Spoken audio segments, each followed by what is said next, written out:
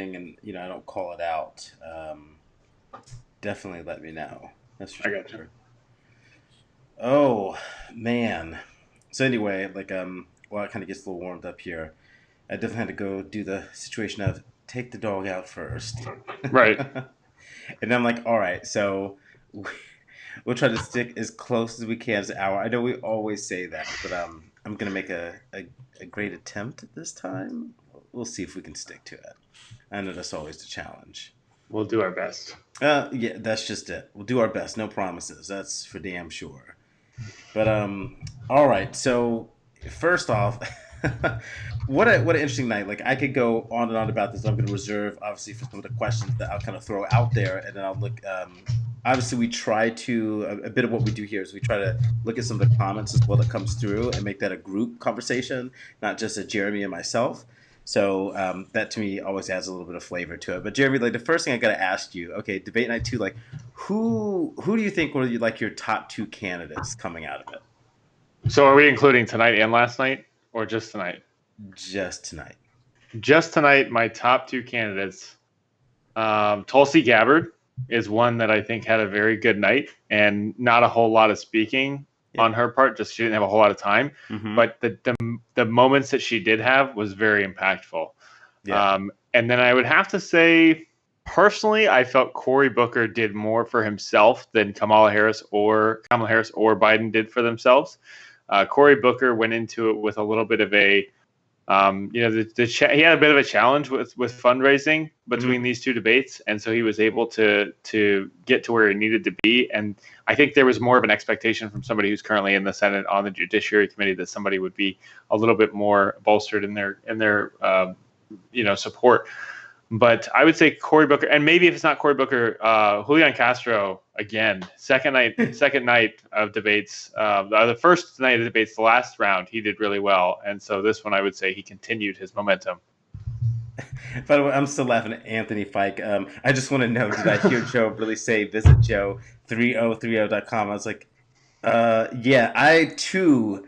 Anthony was like, "What is going on with that?" I couldn't help but to laugh at the site. The marketing and sales side of me just wanted to die. God. And like, what are you doing? What is this? What are you trying to accomplish with such a complicated screen? It was so funny to me. And see, I'm kind of with Tasha on this one. Like for me, I look like like I like Biden.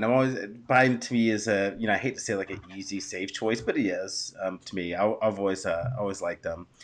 And Harris, it definitely wasn't her best night. She still stands out to me. Some of the things she says, even though I have to admit, like she was hit hard with some of those.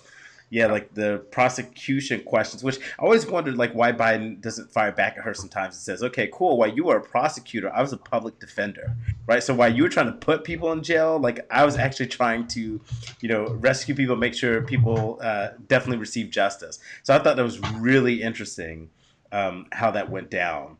But I could see the other two for sure. Like I have to say, our Hawaiian lady Tulsi, I think I said it right. Tulsi Gabbard, yeah. Yeah. She's new to me and probably new to a lot of people. I thought that for her serving like in the services and whatnot was awesome. I mean, it helps. Like, look, lady's certainly strong. And by the way, Tasha, I agree with you because it's in his interest not to hit back right now. Yeah, I think it's to some degree though. Maybe he should, but I mean, those two were definitely the ones that stood out to me. But now I'm gonna ask, like, who was your surprise person? Like somebody who surprised you tonight that you're like, all right. Well, for what you just mentioned, I think Tulsi Gabbard is my biggest surprise, just because I didn't know much about her. It was one of those moments where you see somebody and you see the resume and you see the qualifications and you're just like, this seems like if somebody were to announce that they're running for president, somebody that I would consider a strong candidate. But you just haven't had that same notoriety. You haven't gotten the name recognition. But Tulsi Gabbard has been in the House of Representatives now since 2013. And prior to that, since 9/11, she was serving overseas with our military. Seeing something like that again, this record, and then she takes every single moment she had, every opportunity she had tonight on the debate stage to hammer home some very solid points, not just about policy, but also about personal understanding.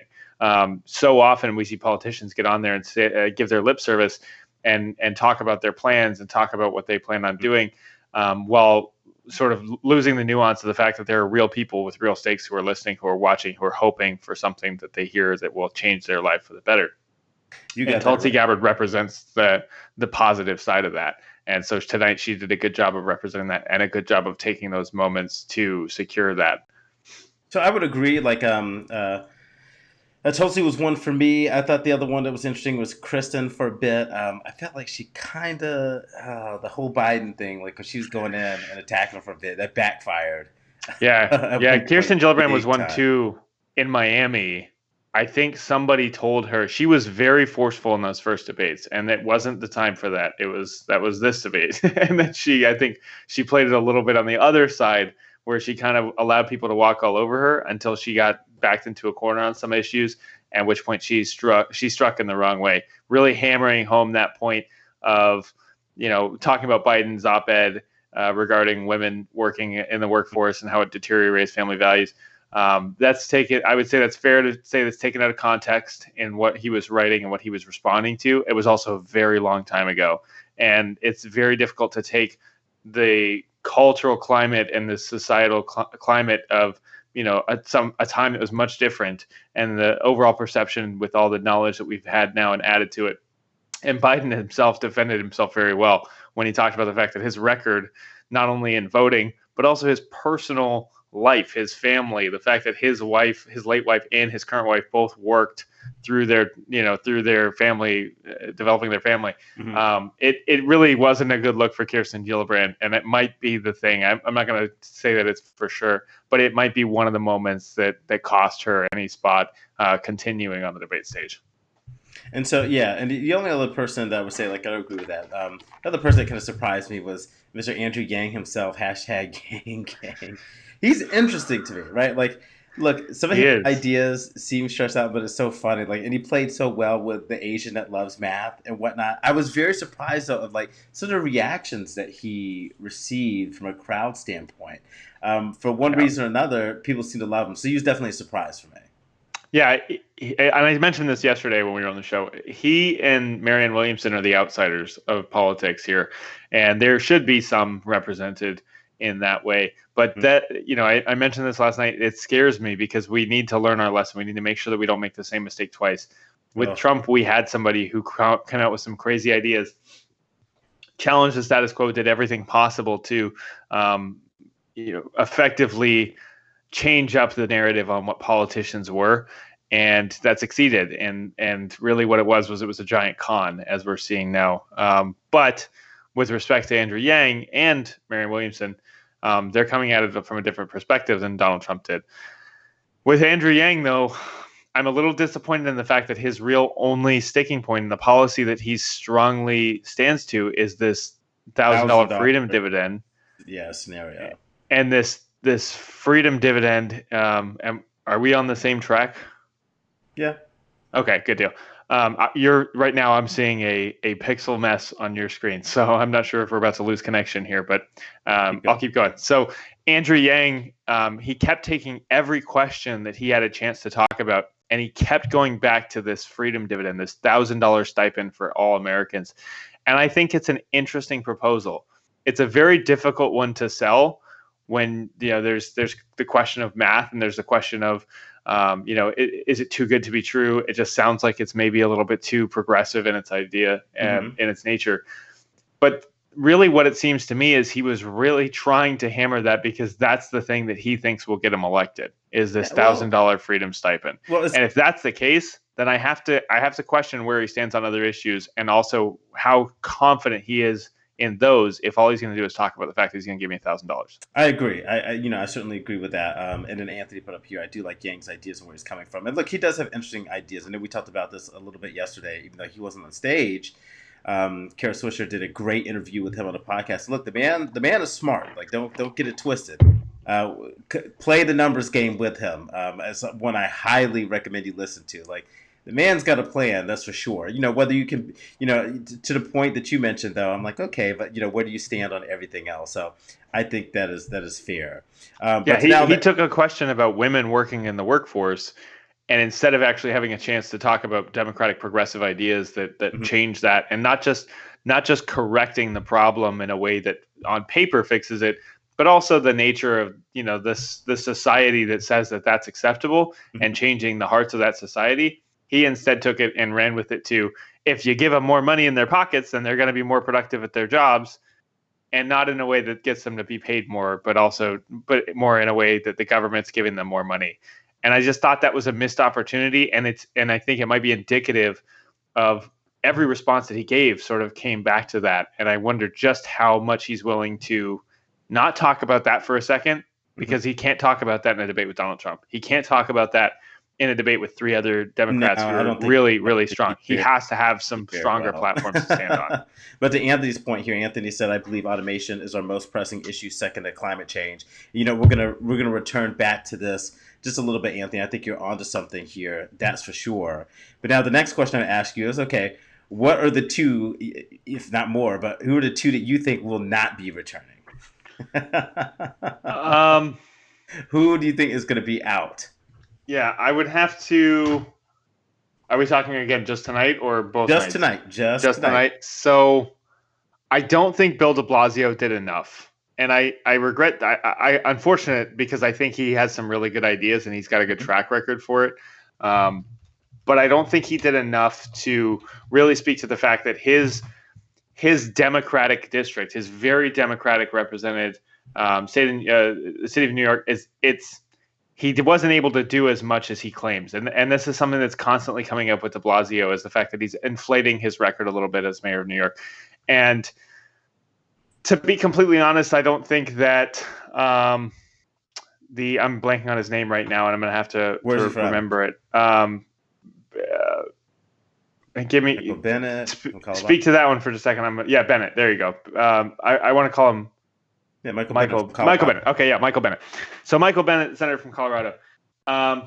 He was more of a talking head tonight than the others. He had some really good points, but I didn't know if they came from real policy that he was supporting, or if it was just from, he challenged Democrats so much tonight that it makes me wonder just how much in support of Democratic ideas he is.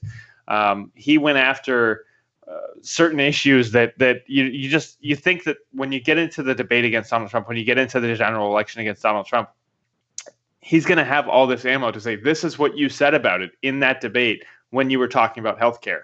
This is what you said. You said it was going to be something that, people should absolutely have the option to keep their own private insurance, and that insurance companies aren't 100% the problem. Donald Trump is not somebody who deals in facts. He deals in sound bites. He deals in opinions and 15-second clips. Okay. So if we take the information that was shared from Bennett in this debate, I think he comes out looking a little bit less Democratic than the rest of them, just because of how willing he was to fight that. He would have fit in more on the stage last night. Tonight was more about fighting against personal records.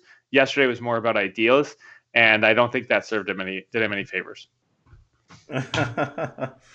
Oh man, it's one of those. First and foremost, by the way, I feel like every time someone mentions Valdemar over here, like I feel like we're gonna have to take a shot each and every time. Like I was like, oh my gosh, like that'll come up a little bit later. Speaking of Trump, but maybe so kind of hop in. So I figured we'd take it a little bit different tonight, and what I would like to do is, instead of just going on and on and on about some of the candidates, I thought some of the questions were interesting. So a couple of them I'll post and I'll put out there. Is at one point they were talking about the 9/11 first responders and healthcare, and Mitch McConnell shooting that down. So I'm curious, what are people's thoughts on that, right? Like I look at it, and just to give a quick preliminary thought there, I'm like, are we really going to argue the merits and the cost of 9/11 first responders and making sure that they get the help that they need? Like I don't even think this should even be questioned. This should just be a done, like hammer, done. Take care of them, move on. Why is this even being debated? I mean, I would ask Jon Stewart, who spent the better part of last 2 decades fighting specifically for that. He spent more time on Capitol Hill fighting for that than a lot of lobbyists do, who get what they want, who are in the pockets of these politicians. Moscow Mitch, he has some interesting ideas, and he has some interesting stands. I mean, I don't understand a lot of how he can get away with what he supports, just because it's so oblivious to, common thought and shared ideals of what the country is. Mm-hmm. At the same time, we watched the president of the United States, while he was signing this bill, all but equate himself to a first responder in 9/11. Yeah, I heard that, and I thought that was so odd. And I'm like, oh, Trump, this is and not and it was about a you. It's blatant not lie. about you. Can you just sign the bill and give these people their due and just be done with it? I thought that was so weird, right? Yeah, I think I'd say it's more of a commentary on just how specific every issue is to. It has to be about the president. It has to be about something. There has to be some personal affiliation or personal recognition to the president. And I saw a tweet that came from one of the 9/11 organizers, one of the main 9/11 volunteer support organizers, and he said there were a lot of celebrities who were at Ground Zero. There were a lot of people who did a lot of really good things to organize rescue efforts on the ground. A lot of people with a lot of money. Donald Trump was not one of them. No, and I mean, he was even confronted about that actually specifically because he used some funds. Obviously when buildings got damaged, so on and so forth, there was funds to go out there, and it looks like he may have misused those. But like, as someone who's not going to show their taxes, you already know that route and where that's going to go. Well, and he was on the TV the day after 9/11 making the false claim, this strange claim that he had the tallest building in New York City after the Twin Towers fall, an hour or 24 hours after it happened. Oh, who says this? But I got to ask, like, I think this really brings us like to the serious question. I got to ask, like, are you guys just tired of hearing about Trump? Like, I have to admit it. Like, look, I get it. Like, I don't like him. No matter what anybody says, look, I'm just not going to like the dude. I think he's just a vile human being. Point blank. Nothing you can say to me, tell me, or show me is going to change it. Only he can do it. And I think old dog is not going to learn new tricks here, so whatever. But at the same time, like, I have to admit, like, even watching these debates, I was like, oh my gosh, can we...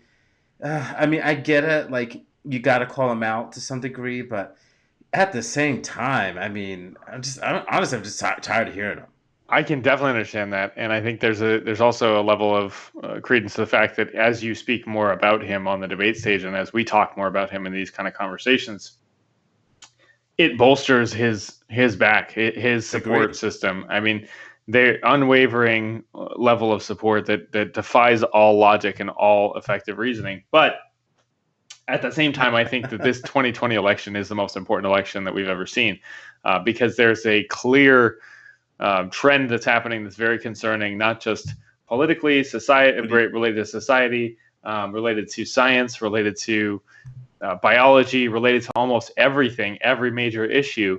The fact that North Korea still is testing nuclear warheads, and there's not a single shred of evidence that they're going to stop, and the president is still having photo ops with Kim Jong-un.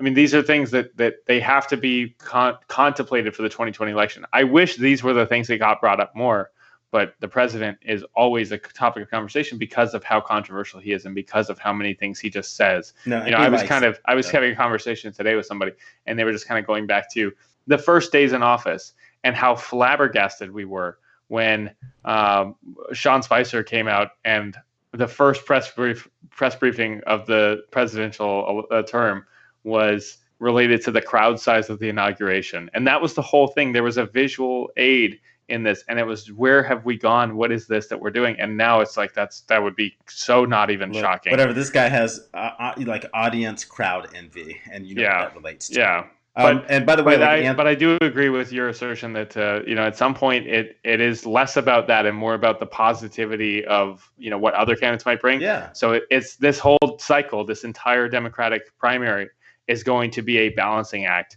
between who can beat Donald Trump and who can beat Donald Trump yet still provide some changes that are going to be enough to move the needle, because the Democratic voters are not going to just accept somebody who can beat Trump. They want to see change. They want to see that progressiveness that they have supported and that they've wanted so long.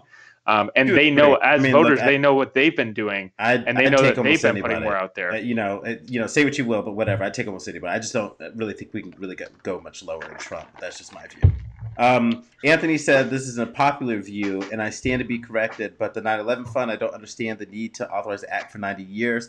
I know it's for, when it says 9/11 fund, and again, I got to look into this a little bit more, but I would assume like anybody, infants, children, anybody nearby, that 90 years is guaranteed that anybody who was in the vicinity when 9/11 happened, that they would be taken care of, which to me, that would make sense, right? So it's not just for The first responders, I mean, clearly they're important too, yes, but even Americans, like civilians that were hurt. So I can see the need for that. We should know, like, that would tamper off, obviously, as people just age and naturally we die. So, Yeah, you know, and just good. to piggyback off that, Anthony, I would say, for two reasons. This one is going to be a little bit more out there than the other.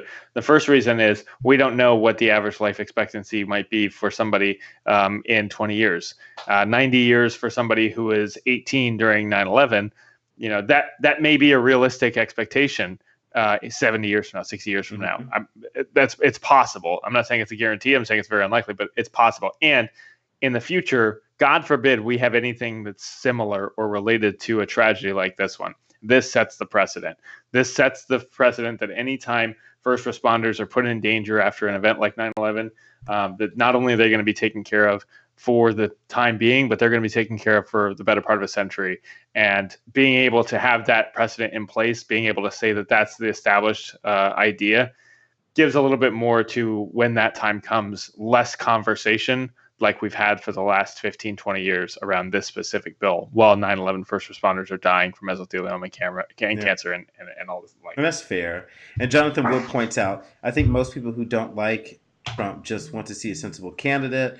Radical policies are unattractive and off in the left field. And in person, I would agree with that. Like I said, like I really don't care. Republican, Democrat, really don't care. Get me anybody but. I just can't state enough. I just don't like him as a human being. It doesn't matter. I mean, the dude can, I don't know, And that's raise the dead, and I just won't like him. There's no miracle he could do. He's just not likable to me. I just think he's I think that's where you and I might differ a little bit on just the importance of what happens next year, because I do agree that there's no way there's nothing he can do that can undo what he's already done, in my mind anyways. There's nothing he can do or say. He can't turn around unless he turns around and says, I legit was spoken to by something and I'm going to register as a Democrat and I was wrong about everything. I mean, that would be the only thing that makes me just, and that would be more of a, man, what a time to be alive moment than anything. But what I think is also important about this election is not just about anybody who can beat Trump. There's real consequences that are happening every single day that this president is allowed to remain in office. There's consequences with every single time he gets on the phone with Vladimir Putin and we don't know what's being said.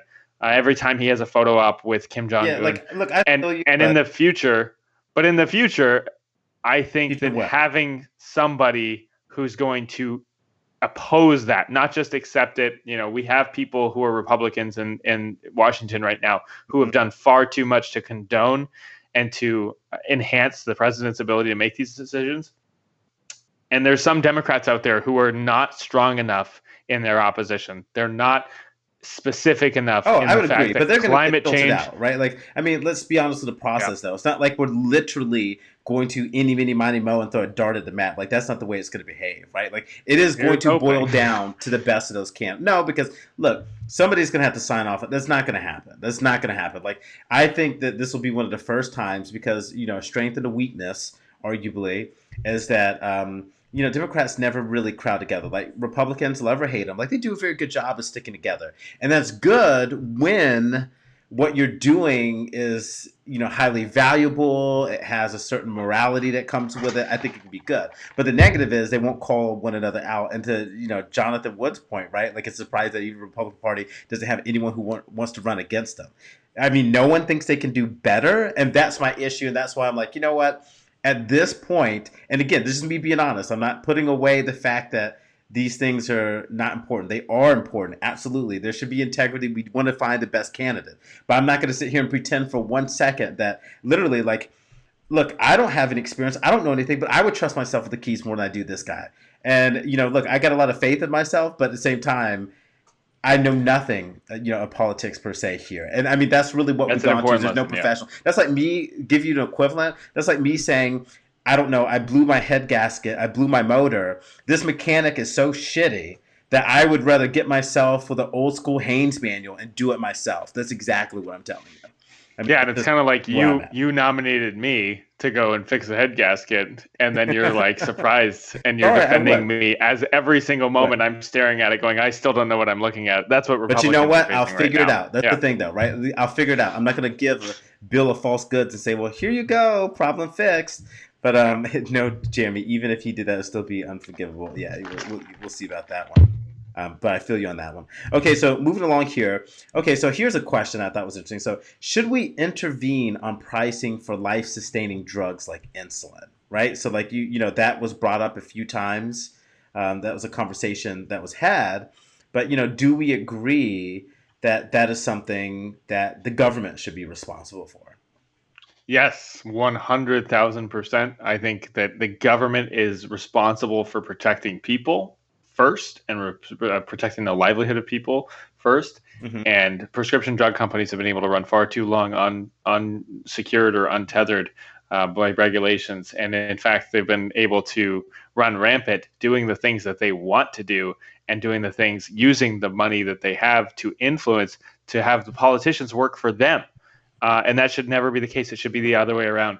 Prescription drug companies, I find it very interesting that Martin Shkreli, the most hated person in the world for a moment, when he raised the prescription cost of an AIDS medication from cents on the dollar to thousands of dollars, instantly became the most hated person in the world up until he bought that horrible that forbidden Wu-Tang album. But the idea that everybody understood how horrible that was and how unforgivable of an act that was, to the point where this person was, again, universally hated. But they sit and turn a blind eye to the fact that companies do similar practices with prescription drugs all the time, insulin being one of them. No, I think the government has a responsibility. They need to be taking action. They need to start with the insurance agencies, and then from there take on the prescription drug companies, big pharma, because there has to be some revolution for healthcare in the United States, because right now we're at a very dangerous point. Do you feel the burn? Go to the doctor. Pun intended there. Anthony Fike agrees with me. I like yes. it. I like it. Jonathan Wood also, yes, there should be a cap on all generic drugs. And I'm gonna have to agree as well. I think it is silly for us to pretend for 1 second that this should be an actual business model of profitability. I just don't. See, the difference is, let's say, for instance, of anything else, right? Like if there's certain foods, right? Like you have all sorts of different foods that you can have a choice of. All these prices vary, where drugs do not. Like they can straight up have a lock on that one drug that is needed for life-sustaining purposes. And I just personally don't buy into the fact that they should just be able to charge whatever they want. Like, no, that doesn't make any sense. Like when lives are on the line, I think there is a time and place to make money. And when it comes to lives, I think that right there is not one of them. When I think of, let's say, when people die and they go to the morgue, like, look, people have to be buried.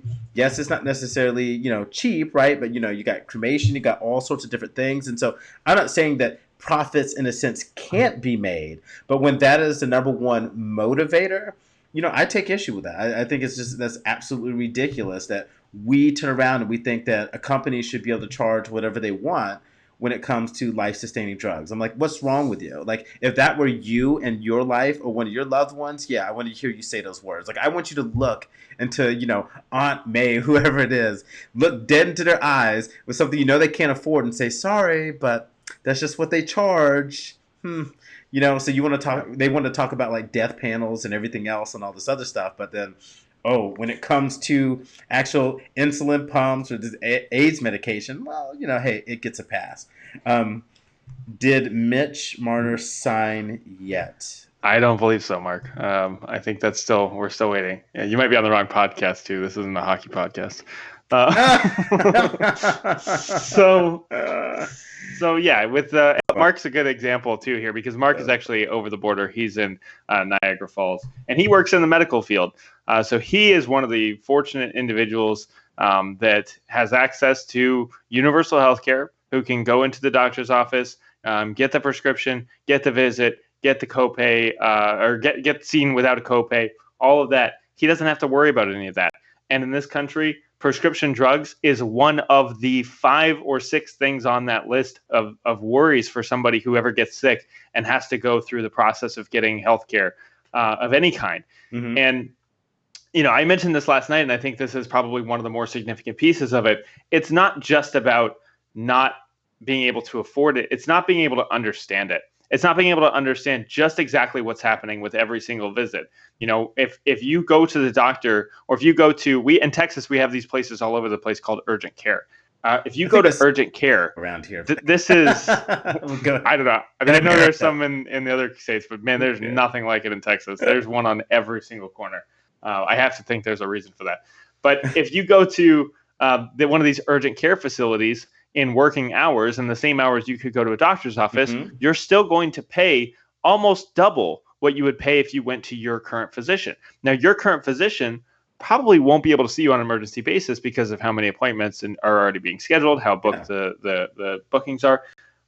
But the fact that you still have to figure out what building you're going to walk into, to figure out just how much out of pocket you're going to have to pay, to figure out just how much trust you can put into that organization, because you don't know which companies they're benefiting from. You don't know which agencies, which lobbyists are working in their favor, which politicians they have in their pockets. You also don't know what your insurance company is doing behind the scenes. As you file for these benefits and as you enroll in these benefits, you don't know what they're pocketing. You don't know exactly what benefits they're getting out of it. And so there's no trust, there's no understanding, there's no level of confidence for any American to walk into the doctor's office and walk out feeling good, because you never spend the same amount that you expect to. And the fact of the matter is, you're going to spend whatever's necessary, because healthcare should be a human right. It's not something that you should be able to, you should have to worry about. So you don't. You think, I'm sick, I need to get better. That's the priority. I'm getting better, but now it's costing me $1,000 in this visit. And that's crazy. That's unacceptable. Yeah, I agree with you. And Jonathan Wood, again, no regulation equals give the farm companies all the power. Absolutely. And we've seen the biggest thing here is they abused it, right? It's like, I'm cool with saying, okay, we're going to give benefit of the doubt, right? Maybe they can manage it and you let them try it themselves before new regulation occurs. But they failed at it. They suck at it. They got greedy. What is there more to say? So you know what? What comes with greed when you take advantage and you hurt people? Regulation. Now, if I had some magical shades right now, like, if I had an editing profile, I literally should download one and just put the deal with it. It's going to come. It should happen. I think otherwise, I think only a crazy person would be like, no, this should be their choice. All right. So next one. Would you be willing to give up your current healthcare plan for universal care? 1,000% yes. And so, absolutely yes. I honestly don't know who in their right mind. I can't think of anything outside of a unionized worker who, one of the reasons that they're in the job that they're in, and one of the reasons that they have agreed to the pay that they have and the vacation hours and some of the other components of their job description, is because healthcare was incorporated in that deal. Mm-hmm. That's the only example I can think of where somebody would willingly say, I would rather pay money every time I go to the doctor, pay money off of every paycheck, pay money to who knows what for God knows what, and continue to be bamboozled by the insurance companies, as opposed to, again, walking into the doctor's office, walking out, never taking out my wallet, never writing a check, never doing anything with money, because I know confidently that the government's taking care of me. Yeah, will I see more of my taxes? Yes, but I'm willing to do that, and I don't know who in their right mind wouldn't say, I'm going to give up my insurance that I don't understand for a small raise in the middle class taxes to pay for this. And I think, Jonathan brings up a good point as well. It depends on how much it costs compared to my current plan. I think that's just it, right? I'm not so sure I'm buying everybody's oh, you can keep your private. I think the main reason this would work, and again, I have to dive into it. And I wish Nelson were on, but his ass was asleep. But anyway, since he actually does work in the medical industry, he's dealt with it. He's highly knowledgeable and versed in it. But anyway, my thing is, as long as I would get the same, if not better coverage, I would be down with that, especially if it went into one big pot where everybody would benefit from it. It makes sense. And look, it's like schools or anything else, or like the police station, so on and so forth. I just know they're there to serve the community, and you go about your business. And this is just something that I don't know who, and I would be curious to hear if there's any of you out there that's oh yeah, me, I don't mind it at all. Love doing it. It's no, I don't think anyone loves doing it. But, in the fair point, I don't think anybody necessarily loves calling the fire department or any of these other services, but that's just it. This should really be a painless thing in the century that we live in. And the fact that it's just gone this far and it's just this painful to still deal with, we can't seem to solve this issue is just beyond me. I just don't get it. So, but whatever. So moving on with it. Okay.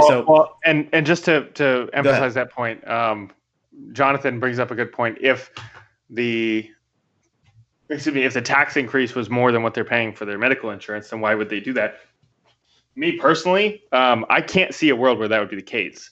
Based on the numbers that I've seen, now this is not guaranteed because there's no plan that documents exactly which taxes would increase and what percentage by which they would increase. So unless we're talking about an astronomical difference, but based on how much money big pharma and the insurance industry is taking in from deductibles and copays and these crazy high insurance plans, I don't see a world where that would be the case. I think there's more money in that industry than there would be in any sort of tax raise. You got to also take in mind that with Medicare for All is incorporating the fact that there will be accountability for companies like Amazon, Walmart, this giant multi-billion-dollar organizations who aren't paying anything in taxes. They would be contributing more of a share in tax revenue, which would offset the difference needed for the middle class to offset the difference in Medicare for All, which is one of the popular plans that were being brought up in this debate stages. Yeah, and again, I think it's the value that it brings. Like, there's got to be that trade off, right? And like, I'm a healthy person. It's like right now, I pay Social Security, right? And for me, I'm cool with paying with Social Security if I know it's going to be there for me later. Like, that's the key, right? Or like, for instance, like today I got a nice little surprise. I have to go pay my mortgage, and holy hell, like literally I pay like $160 difference, which, I mean, that is a lot of money of a difference. And there seemed to be a shortage. I got to figure out 100% why. I'll deal with that tomorrow. But the point is, like, I know we're building a new school and everything else. And as long as it's not long term and it's a slight increase, we're just making up for it. Like, to me, again, I think about my kids, my neighbors, so on and so forth, and for them to be truly productive members of society and be well educated, like certain things are worth it. So we have to have that discussion of, is it worth it? And so, Jonathan, well, taxes in Britain are 40%. Our tax rate is generally about 15% here in the States. Anthony, I think it is from the perspective of the burden that would be lifted off the backs of the Americans. The benefits would snowball. And then, Jonathan, again, Medicare for All can work if the age of eligibility is lowered very slowly. And so I think there's certainly some interesting topics. But to change that a little bit just for this time, I know. I need to highlight one more comment, though. Anthony makes a really good point here, and I can't let this go unnoticed. Go for it. From the perspective that would be lifted off the backs of benefits of snowball. And then he also said, many of the cost issues related to healthcare, education, they all go back to Citizens United. That's a very good point. And I think that is the main topic of conversation that was brought up in the last two nights on the debate stage without actually talking about Citizens United, which is that there is a major issue in this country with federally funded elections and who can donate to those federally funded elections, who can get into the pockets of these candidates that are running for office, who are making these rules, who are writing these legislations. When it comes to the topic of Medicare and also the topic of health coverage in the United States, Jonathan says something to the effect of radical policies are unattractive and off in the left field. I can only respond to that by saying I cannot see a world where having Medicare, medical coverage, having medical responsibility from the government be a radical idea is just, that's beyond me. I don't understand that. I don't think it's radical. I think it's necessary. Every other country in the world almost does exactly that. We're the only country in the civilized world that has continued to let the pharmaceutical companies and the insurance companies lay on our backs and do whatever they want with us. And this is too far. It's too far. And, I'm betting the Cowboys and Indians back in the day would think an airplane or a car is radical. But yeah, you want to go back to that? No, move forward. We need to. Anthony Fike also said, and I agree with this, how many people are afraid to leave a job on the basis of the employer-provided health insurance? If that burden were lifted and cost controlled, the level of innovation and new businesses created would increase exponentially. I can't handle the heat from Anthony right now. He's bringing some fire takes. He is bringing some fire.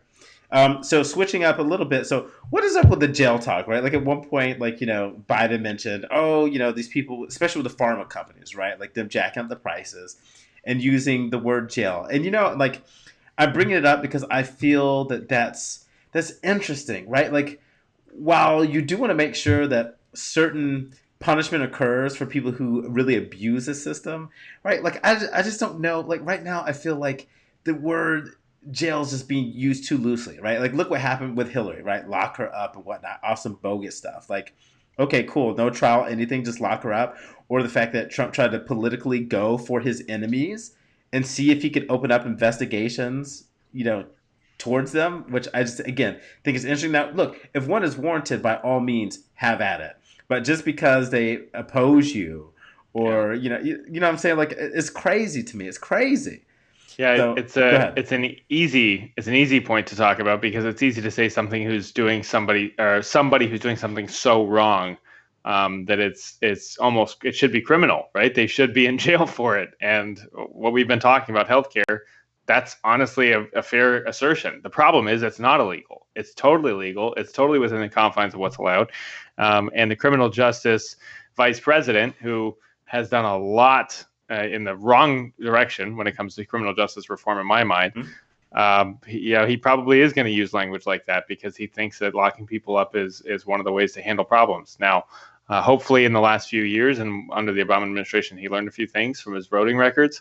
But if the debates were any indication, I think that's going to be one of the things that he's going to have to fight against. Is he's going to have to be very careful in what he says and how he talks about things, because lock her up, jail, throw away the key. Like American mob mentality. Like I hear people say it, and I'm like, "What are you talking about, you idiot?" Yeah. Right? Like that. These literally, kind of mantras are dangerous. It literally doesn't distinguish you from like an old, like when people were a witch, right? Hang on, burn them, right? I'm like, this is crazy talk, right? Like, if anything, say, chant investigation or something, but not like lock her up. That's just so crazy to me. And I hear people say it, and I'm like, with no proof, you can't tell me you value, the American structure if you're just going to go straight to lock somebody out, right? And then that's for anybody. So to your point, what these people are doing is certainly vile, but you need to change the law first. And then, hey, if they continue to push the envelope and then they break the new law, as it were, if that were to be changed, then by all means, please. I don't have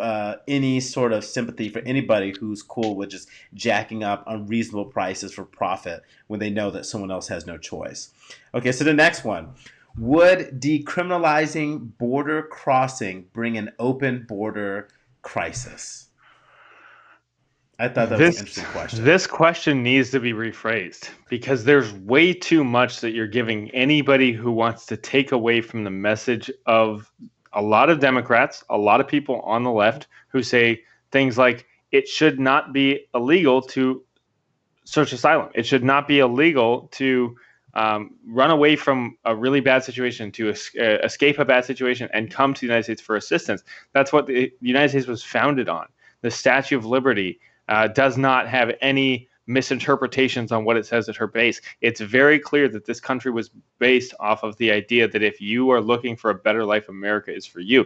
So the fact that decriminalization is the word that keeps getting thrown around in these debates and this topic, I think it's a dangerous line because it does give more credence to the fact that, oh, the left just wants open borders. That's not the case. That's never been the case. I've never met anybody who says the border should be 100% open, unsecured, unpatrolled, or anything like that.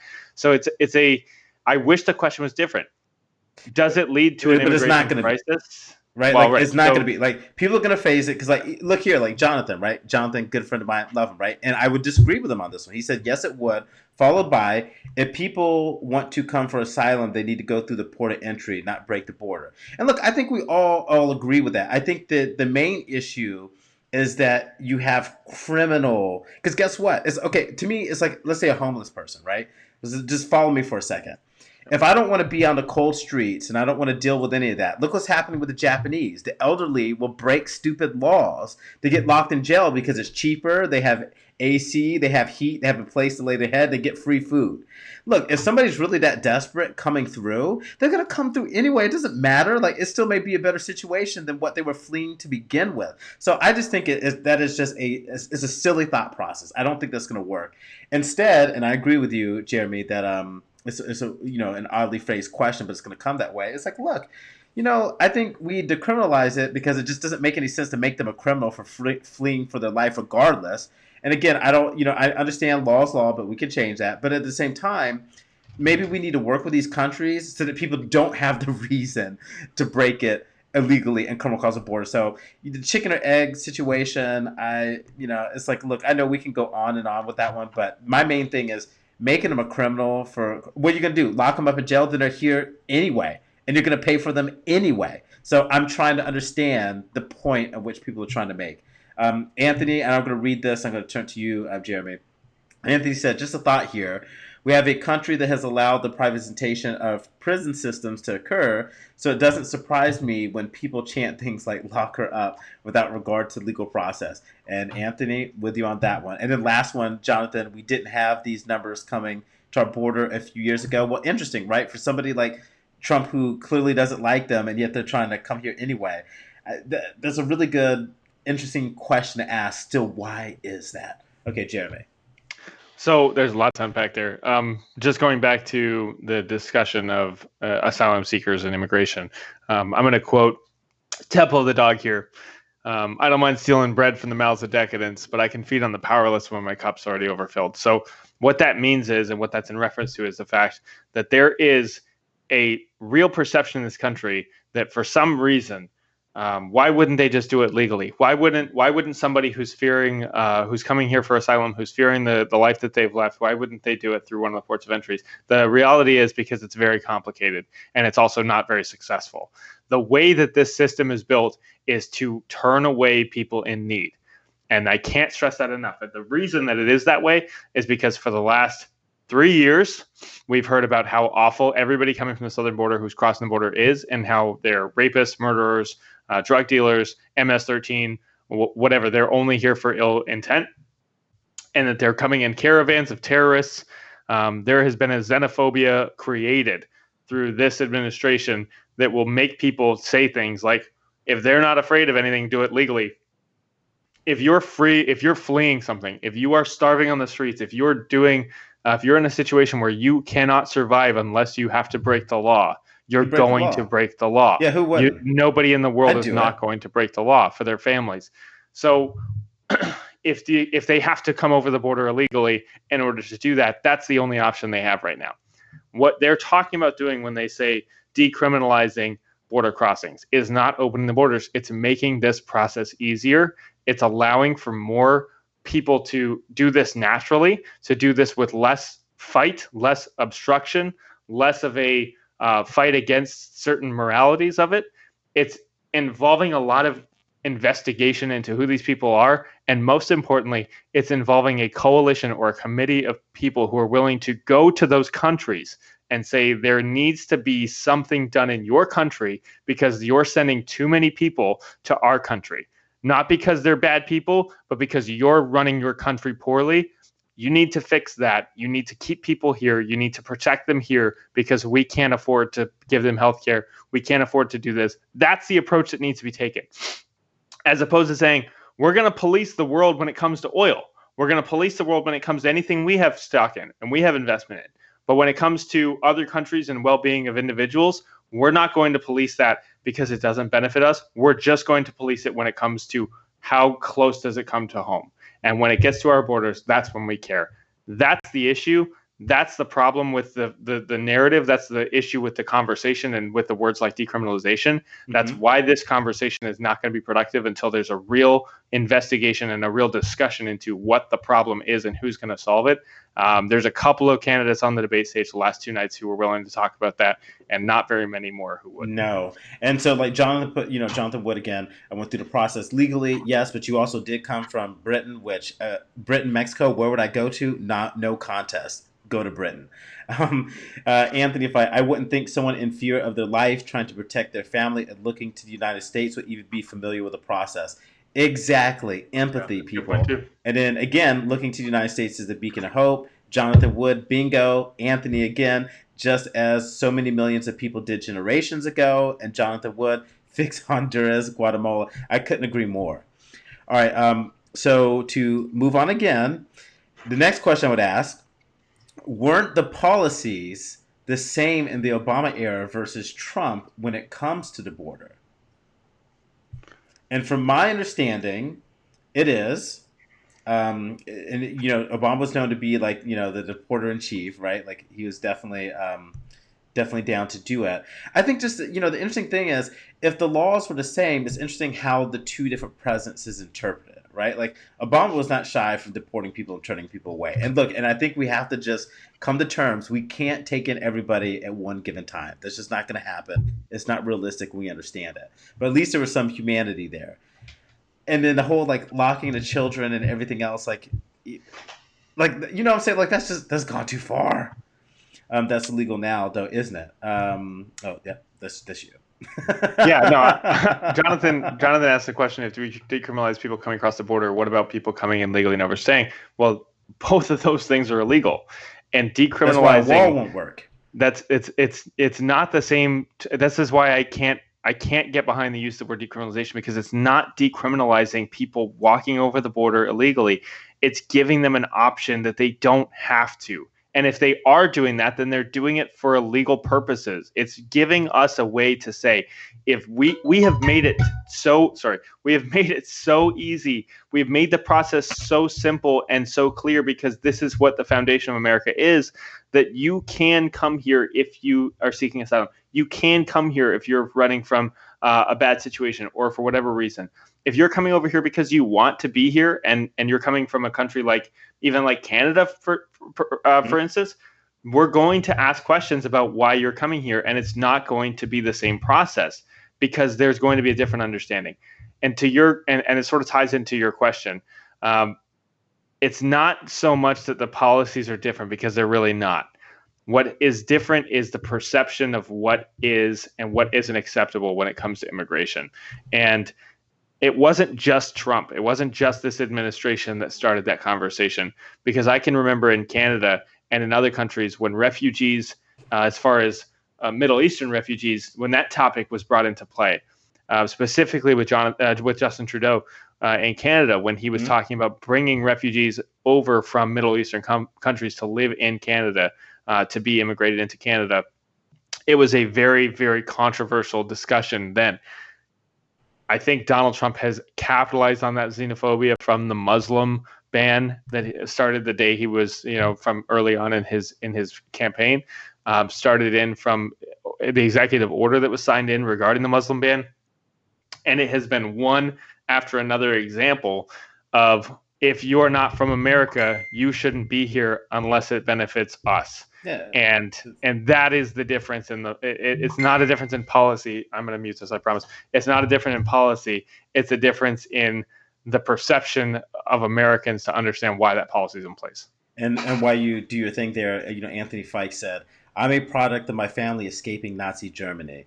I'd be willing to bet at that point in time, my family wouldn't be thinking about the legality of entering the United States, but more about survival."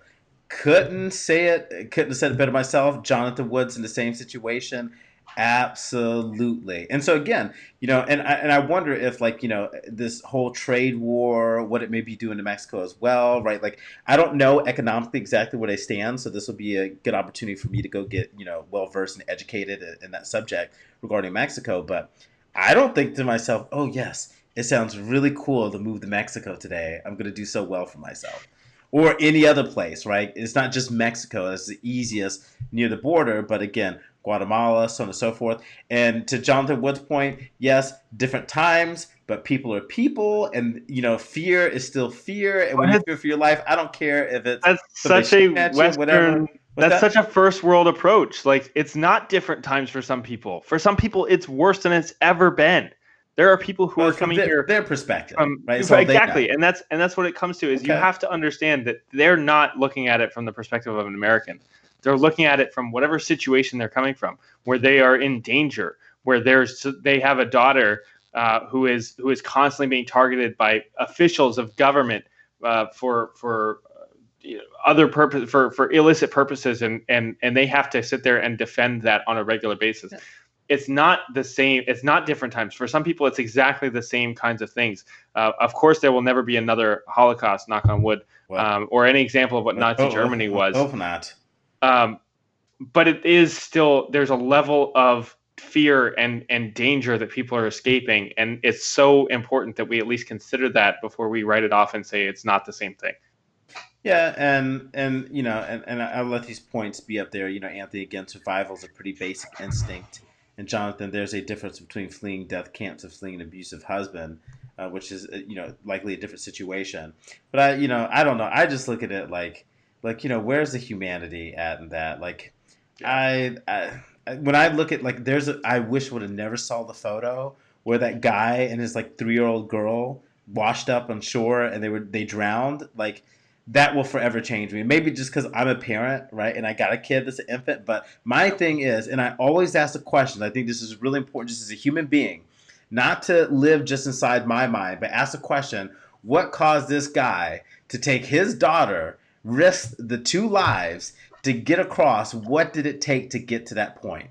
Something I can't answer, but the fact that they both washed up dead, I think is something to think about. All Yeah, right, there's so there's a definite need for empathy in this yeah, country, because more we're than really ever. lacking It's it not right just about political discussion; it's about general discussion. When you see things like, a few weeks ago we were talking about the manager at the Burger King, and you see people just saying things like, "Go back to where you came from," other side of the wall with you. There needs to be empathy. There needs to be an understanding that it's not about you.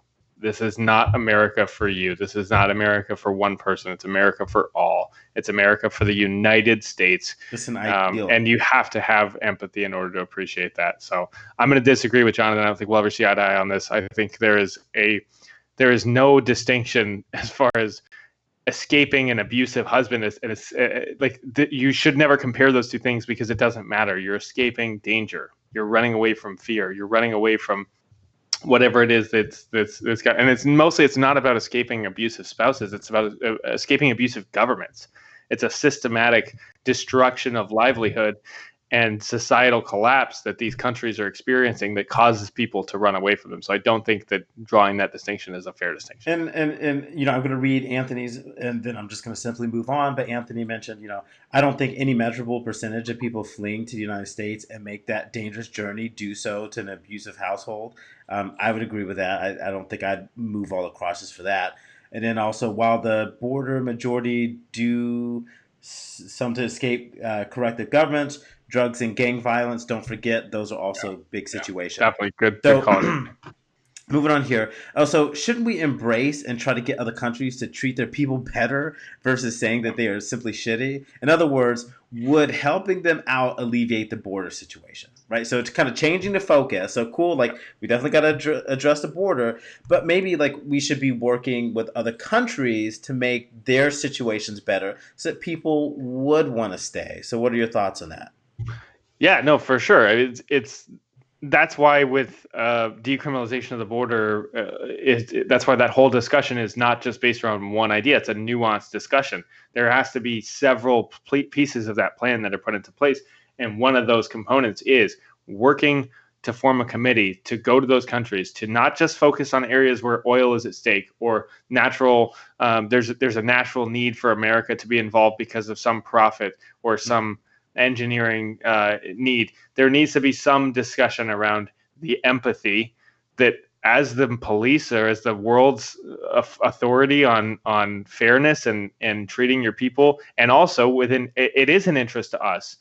We have gone the last 3 years pretending like it's only an interest to us when they get to our borders, and we haven't even considered the fact that it's interested to us to keep them there, to just say, what can we do instead of putting all of this money and all of these into, and instead of having these images of children in cages and separated from their parents at the border, instead of having that be our reputation, going to Honduras, going to Guatemala, going to these countries and these areas in Mexico where gang violence, corrupt governments, where these are the things that are making people turn and run for the United States, finding out what they can do to keep people there and to find out what they can do to, in keeping them there, make it easier for them to stay there, giving the decision to them to say, this is not something they have to flee from. Yeah. And then you're able to have that distinction a little bit more of people who want to be here for their own reasons and who need to be here for safety. I would agree because, look, I think people take pride where they're from. Like, people want to take pride that they're from Honduras, United States, or Canada, or Mexico, or wherever, Afghanistan, so on and so forth. People genuinely, I believe, want to do it. There are certain problematic situations, to Jonathan's point, like it just has to be addressed. But there are certain situations where I'm looking from a perspective of, instead of just taking a big poo emoji on them, like, why don't we try to help them, in a sense, mimic what is so great about the United States? Because that solves all sorts of issues, right? It creates healthy competition. We don't have to worry about a safety measure of, if we just focus on ourselves and everything else around you goes corrupt and you have issues, then you're always going to be ice skating uphill. So I would prefer and think it would be wise to say, okay, wait a minute, what are some of the problems? Where can we help them alleviate that? That's going to benefit not only them, because yes, it's the right thing to do, but let's be honest, it's also going to benefit the United States. So I don't think we're not really thinking correctly about that particular issue. Yeah, no, and I'm reading the point that I just lost it here, that Jonathan was making, that We've we've been been trying to trying to help help other other governments for governments. decades without much traction. That's true, but at what point do we take ownership for the lack of traction? Because trying to help governments is not sitting in the Oval Office and signing some accord that says that it's illegal to traffic drugs in the United States. That's not helping Guatemala. That's not doing anything to assist with what's going on with their border crossing crisis, with their refugee crisis.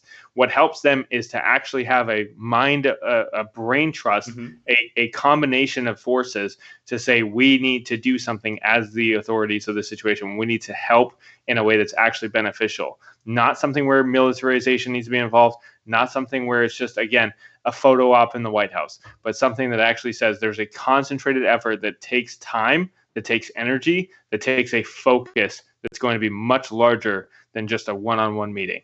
And that's the difference. We have not had that. That's why some of these Democratic candidates on the stage the last 2 nights, part of their answers to the question of decriminalization is forming that exact committee, is Well, forming that group of people. let me read you what Jonathan just said. So Jonathan just said, and you'll see it there. See, that's where you may be wrong. You're taking for granted that these governments don't want to be like us. And this seems like that's an interesting point. Like I could see that, to a point, to a degree, Jonathan. I think to a degree, like everybody wants to be successful, everybody wants to be safe, everybody wants to be prosperous. Like those are things that we're known for in America, right? Our freedom, everything else. I think people, in a sense, do want that. Um, Jonathan said also definitely the case in Europe, Africa, and the Middle East. And so certainly a good thought process. Before I change any questions, though, Jimmy, I'll give you a moment just in case you wanted to add anything to it. Yeah, I lost the comment stream for a minute there, but Jonathan, taking for granted governments don't want to be like us. I'm not sure what that means. I'm not sure what that. You have to explain that a little bit deeper, because I'm not sure what that has anything to do with. Look, it's not about whether other governments want to be like the United States. The United States there's only one, a greatest country in the world, right? And I say that in parentheses or quotes because I don't necessarily agree with that assertion. Well, But the point is, he corrected it. He said, "I mean, do want to be like us when they actually don't." In other words, they're kind of falsifying it, right? Like, think like North Korea. Oh, yes, yes, we want to do these things. We want to do these things. Okay, now that they're gone, let's not do these things. Let's do the exact opposite. no, and I take that point. This is where you have to use the unilateral leverages that you have as a country, as one of the superpowers of the world, to be able to say, look, this is not a we're asking you moment. This is not we're saying, we would really appreciate it if you could keep your people here because they're coming to the United States in droves and it's costing us a lot of money. This is a situation where we see these people coming into our country because they're escaping situations here that are unsafe, they're unwarranted. We have all of these efforts, again, in countries where oil's involved, to make sure that we are in charge. We are the police for those countries. Mm-hmm. But we haven't done the same thing when it benefits our borders. We've just been able to turn a blind eye until it comes to the border and then turn away and say, it's a problem for us. We need to spend. By the way, I still didn't get it. I'm going to read Anthony's part, and then Jonathan will try to credit. But Anthony said, we should honestly want to accept people into this country, want to escape poor economic conditions, because just as we look at household burdens here at home, like healthcare and education, lifting the burden of the corrupt government and allowing these people to thrive in the United States can lead to next level innovation here. I would agree with that. I think there's still plenty of entry level jobs that they gladly take that Americans don't, that I still see help wanted signs all around. So, and then Jonathan, we're misunderstanding you again. Hey, look, you're just so next level, bro. It's hard for us to keep up. It happens. Jonathan's my dude. Jonathan, I will move on here, though. I'm doing everything I can to follow along there. I'm not sure that I understand that point. Okay, well, we're going to move on. Do you think illegal immigrants should get free medical and free college? Double jeopardy here. Again, it's taking the issue and it's breaking it down unnecessarily. If we have illegal immigrants who are naturalizing as American citizens, then yes, they should be given college and healthcare, because that should be a human right for all Americans. If we're going to take them in as American citizens, they should not be restricted from American benefits. At the same time, we have to be very intentional as a country about who gets those benefits and who gets that access. So it's almost the same discussion, because for me, if you're going to come to this country and you're going to do it the right way, then yes, you should absolutely have access to that. And yes, it should be easier for us to get you to come to this country the right way. So in a way, I think it's the same answer. Yes, I think there needs to be a change at the border, a change in the way we look at it, a change in, again, the conversation with governments from those countries who are sending people. And when they get here, sure, absolutely. If they're American, they should have American rights. And I can agree with that as well. Jonathan, here, legal immigrants are not naturalized. And, I guess I look at it this way. Healthcare, I would say yes. Education, no. I think, yeah, that's what Anthony just chimed in. Anthony also said medical, yes. College, no, until we get to a point where it's not a burden for citizens. I personally will co-sign on exactly what Anthony said. I mean, that's just the way I feel about it. I feel like medical is something that's necessary, right? Again, we're going to the human rights situation. And not that I'm saying education, access to it shouldn't be a right. College is a little bit more finicky, especially when it comes to the burden of the citizen. So, I'm pretty much aligned with Anthony there. I don't know if you have a differentiating thought. Jonathan, one last thing I put up there, it takes 6 years to get that far. But that's what we're saying also, Jonathan, is it shouldn't take 6 years if you're saying, if I'm understanding you correctly, to become a citizen. Like, that's just outrageous. They should be able to buy health insurance like the rest of us. Again, we're talking about the universal health care. If we're going to see it as a human right, I think, regardless. To Jonathan's point, if we're talking about right now, mm-hmm. I think they should also have access to buying healthcare. I think that if we look at what the Affordable Care Act offered, then yes, they should be able to. Okay. My perspective on this is, if we're allowing them to be a naturalized citizen, then we're giving them the opportunity to become a U.S. citizen at some point, right? Doesn't matter if it's 6 years or 10 years. At some point, that's why they're here. It's like if you're dating a girl, or if you take a girl out on a date, like, yes, you're not going to be like thinking about marriage right this second. But if you see any red flags that's like, I could never see myself marrying this girl, then you're probably going to turn and run, right? Like, this is why we do this, is because we're trying to build a foundation where they're going to integrate into our society. So if they're doing that, then they're going to be contributing to our society. They're going to be paying taxes for us. They're going to be working for us. They're going to be doing everything that an American citizen does. So why the hell would we deny them access to healthcare and education? Especially considering education is going to give them more tools to be more productive members of society. Yeah, and by the way, and Jonathan, I'm trying to understand your point here. It should take 6 years. There's a process. Like, I agree, there should be a process, but 6 years, like 4,380 days, like that part I just can't get behind. Like, that's ridiculous. 6 years, oh my God! Like, what is this?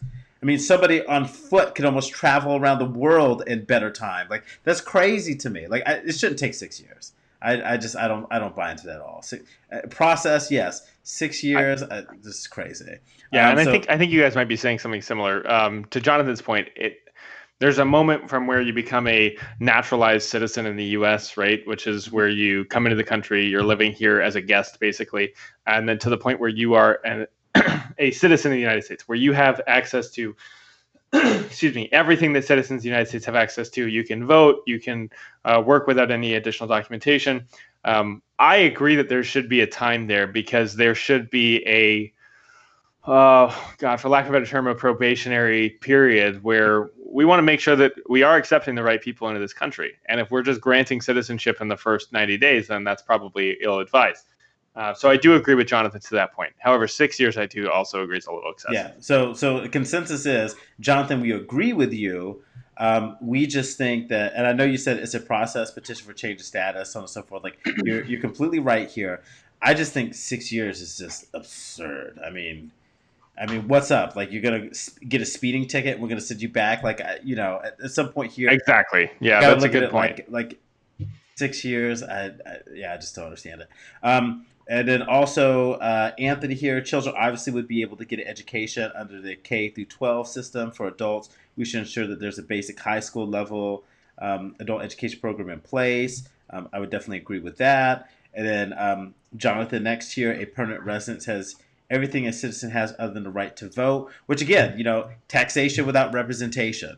that's one of our main values here. One of the main reasons why we broke away, Jonathan. No offense, we still love you. One of the main reasons we broke away. So I'm like, look, if you're paying into the system and so on and so forth, I mean, Did you just queen shame this man? I had to. Jonathan knows it comes from a very loving place. I couldn't resist. But It's a fair point. I do understand what he's saying. yeah, As my it is a dad fair was a point. permanent resident in this country. He had access to everything except for the right to vote. But there's also a certain level of distinction that comes from being an American citizen, not having to provide any documentation additionally for things like applying for a job or for housing or for a loan application. It's not always about just the status symbol, but sometimes when we talk about American citizenship, if you're fleeing a country that has all of the horrible things that you're trying to get away from, and you get into this country, there should be some process to get you to be an American citizen, to give you that right to vote, to give you all the benefits of being an American, because that's what we Agreed. did back when this was happening from Europe, from Germany, from Poland, from these countries in the 30s and the 40s. But to that point, I do understand where he's coming from.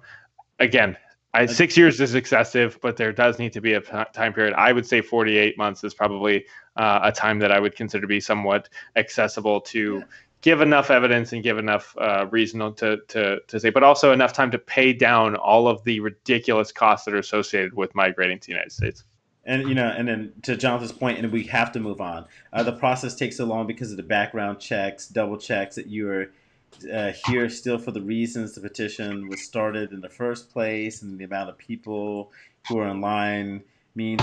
Yeah, I mean, I don't think people are pushing this stuff by hand. Is my only issue with that statement. Like, I get it, but I mean, when I can go get pre-check and don't like, FBI does this background check, I can do all this. Now, granted, I'm a U.S. citizen, but I think when you work with all these different countries, again, I think there just needs to be a better system in place. I think we all agree, though, that there needs to be a process, and we just have to have a process. So moving on from there, and I thought this was so interesting with the debates tonight. So did you get the feeling this debate had more to do with yesteryear than actually today? Did anybody else pick up on that? Yeah, it was very different in contrast to the debate stages from one night to the other, and that was interesting to me because I mentioned earlier that somebody like Michael Bennet didn't benefit from that specifically, but this was more about records. This was more about voting history, the way that things may have been, and sort of the interpretation of what was right back in. And I think a lot of it centered around the fact that Joe Biden has been in politics for so long, and he's changed his opinions so many times. I think that was the source of this specific discussion that you're referring to, because he has flip-flopped on a number of issues. And flip-flop is one of those terms I've always disliked, because sometimes as a politician, and my grandfather taught me this, you do actually learn as a politician. Believe it or not, you can change your opinions. It does happen with the advancements you should of grow and society. change your opinions. Yeah. But with Biden, I think it's interesting because even things like invoking the president's name in the way that he does, while then you can then tie it back to a voting record that coincides with just a few years prior. It's a strange hill for Joe Biden to die on, to say that he is against some of the things he clearly supported, and also that he's in favor of, since President Obama was in favor of it, that he was against at one point. So I think that's where the discussion came from, but it definitely devolved into a lot of that back and forth shouting on, this is what you supported back then, this is what you were voting on back then, this is what you were writing back then, and wasn't as future focused as the debate last night, which I think did a number of services for the candidates last night. Oh, for sure. Yesterday to me was so much better. I got to be honest with you. I even struggled to stay awake for the second one. It just, to me, wasn't engaging at all. I really didn't enjoy tonight. I felt like I wasted a little part of my life. But, again, doing my due diligence, right, as a citizen. Yeah. But, I was just like, why are we so focused on this? Look, people grow, right? Again, I mentioned the other night, look, I had people in my family that were definitely racist, right? But, a lot of them grew. And so I just don't understand why they keep going back to that, right? And it's okay, these are the issues that people get. I got to be honest with you. Say what you do. I don't care what Joe Biden voted on when I was born, right, in the 80s or 90s, whatever. Like I literally could not care less. Don't care. And I do care about, okay, like what's been your recent history. Now, I'm not saying that some of the things in your past don't matter, right? Like it does. Don't get me wrong; it has a weight. But I think the weight that they try to put on tonight was just absurd, right? Like I was like, look, like just it wasn't focused, and I don't care. So there was the CNN debate discussion was that there was 20 names put into a hat. They drew them out in a specific order, which set the stages up exactly how they were. So you're going to tell me that somehow Bernie Sanders stood next to Elizabeth Warren and Joe Biden stood next to Kamala Harris by accident? I think this is very much a designed subject after the last event that happened in Miami, the calling out of Joe Biden on his record of busing. This was a created situation by the media to try and get something to happen, and they got something to happen, but I don't think it was really beneficial to anybody. Yeah, and look, it sort of set the expectation that there was going to be some. Let's be careful going down that rabbit hole, right? Like there are such things as coincidences, like that does happen. But let me draw the distinctive difference between what you're saying and what I'm saying. First, like, okay, I want to believe that they had the integrity to divide them up, right? However, if you are literally going to have, coincidentally, let's say Kamala Harris and Joe Biden be on the same night, yeah, you are going to stage it with the two together, right? Like, I'm with you on that part. Like, there was no way in my mind that CNN, after how much they got from that first moment in the first debates, there was no way in my mind that they were going to separate Kamala Harris and Joe Biden. They had to have a rematch, right? It's just. That's good TV. It's good theater. What are the odds, right? Which is definitely a set of principles around this debate. I mean, what are the odds? I want to say this mathematically actually may not be correct. That's why I'm slow to wanting to say it. But it's like, for them to go either first night or second night for an individual, that's a 50-50 odd, right? Right. Which aren't good. I mean, if someone said, "Hey, there's 2 bullets in this chamber." Or there's 1 bullet and there's 2 chambers, right? Which isn't right. But what? And let's say if that's the particular case, you wouldn't feel good about pulling that trigger on you, right? Because you So I'd have to get Andrew Yang on this math because I'm not 100% sure if. When you add them all, when you put all of them in, the chances are actually different. The answer is either 16 or it's 1, Terrence. I'm not sure which, debating on which rule you use, but yeah. Well, I thought I'd try to state it. 1 or 2, right? You got flip a coin. Tails is first night, heads is second night. But anyway. there's probability in there, right? Like you've also got to take away from the fact that the first candidate gets selected. What does that do for the pool? It goes less than 50%. So, I mean, I took liberal arts math, man. I'm not going to sit here and pretend that I'm a mathematician. No, but all right. So moving on with it. Okay. So do you think the economy needs will change, like jobs, and where do you see things going when it comes to a form of socialism? And specifically, there's actually a point that Anthony brought up. And I'll try to clean up the question a little bit. Like jobs are going to change, right? Just like going to the Green Deal from coal, right? Like, do you think that we have a reasonable expectation of where these jobs are going to go? And to bring out Anthony's point way earlier on, as I try to find it, because he was just kind of the head of the curve here in particular, he mentioned. I'm going to pull it up. I'm actually scrolling through it right now. There he was. He's so ahead of it. Let's see. Is this it? No, there's so many. But anyways, there's new comments, so I'll just go ahead and check.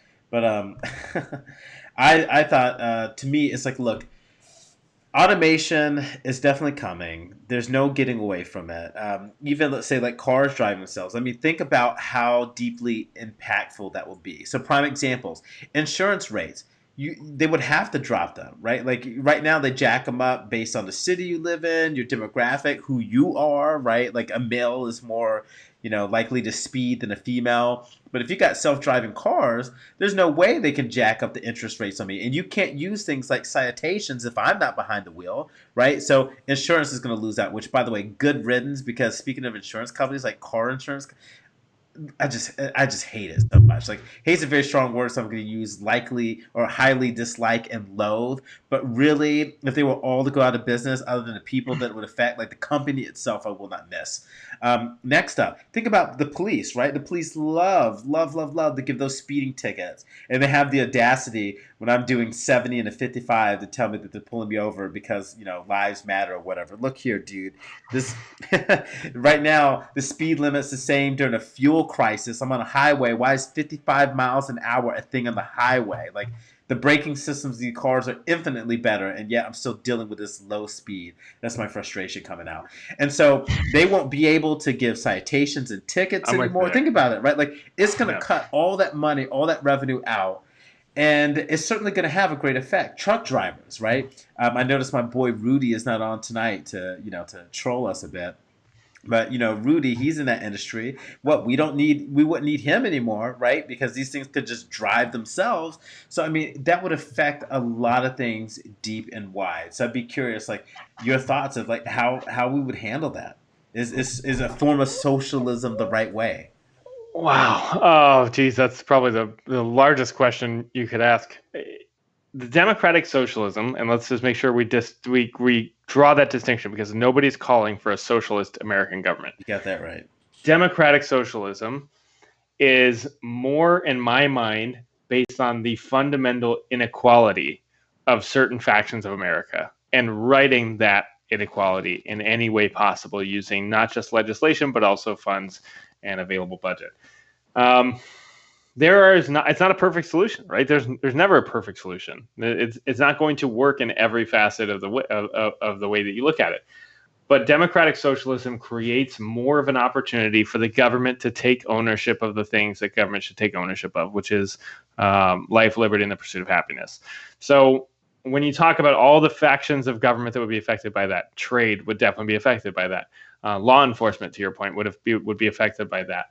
But these are all ways that they would be indirectly affected in the ways that you're speaking, because they would be more directly affected by things like with law enforcement. They would be asked to train a little bit better on racial bias and to train a little bit better on what exactly is the difference between enforcing the law as it's written and enforcing the law as it's interpreted based on whatever climate is around where you're patrolling, where your city is.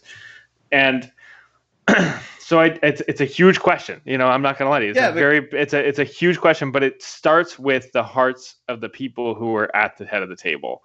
And there's only one person who has really embraced the democratic socialist agenda.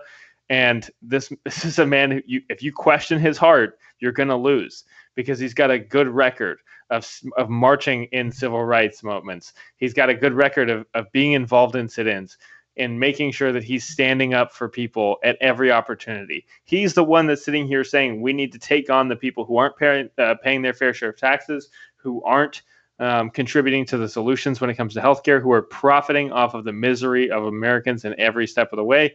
So it's difficult to say, because democratic socialism is a new idea and there's going to be some hiccups along the way, but it gives the government more control. And that's something that the Republicans are afraid of, because that for some reason they're terrified of the government, knowing what's going on specifically with their own personal lives. But it's something that certainly is in place so that people have more of a fair chance at equality, more of a chance at the life, liberty, and pursuit of happiness. Let me read Jonathan's part. So Jonathan said, technology moving quickly could easily cause lost jobs, which are replaced much slower by other sectors. And see, that's the thing, right? Like technology is so quickly outpacing a lot of things. Like, look, I personally, I thought long and hard about this. I don't see any other alternative. Like, look, I get the idea. Like, I love capitalism. I think it's worked very well for us. Does it have its cons? Of course it does. And don't pretend like it doesn't. The people are going to abuse the system, no doubt. However, with the rise of technology and all the things that it may solve, there is a point in just human evolution that, in a sense, there may be where you don't have to do some of these type of jobs anymore. And I mean anything, right? I mean, let me just walk you through a daily life. So I get in my car. Well, guess what? It drives me to the grocery store. I go to the grocery store. Well, guess what? I already placed my order online through my phone, and a nice little bot went down the rows and picked them very quickly and put it in it, and it brought it to my car. I didn't get my car. I come home. I mean, you can even skip that. Maybe the robot put it in the self-driving car. The car delivered it to my house, and I never even went in the first place, right? I mean, there's all sorts of craziness. The planes could fly themselves. Education, arts, and stuff like that are different. But when I think of, it doesn't matter what it is from a services industry, right? Like people these days rather not talk to, a human being sometimes. They'd rather just go through a text chat, say what they need to do, and move on. People don't want to wait on hold, but at the same time, but like we love the human interaction. So I think people are going to want that human interaction.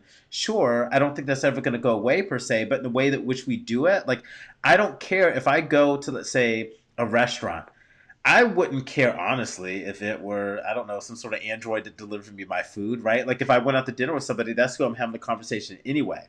Now, because I like people, and when people actually come to my table, I make conversation with them. But would I say that I would care otherwise?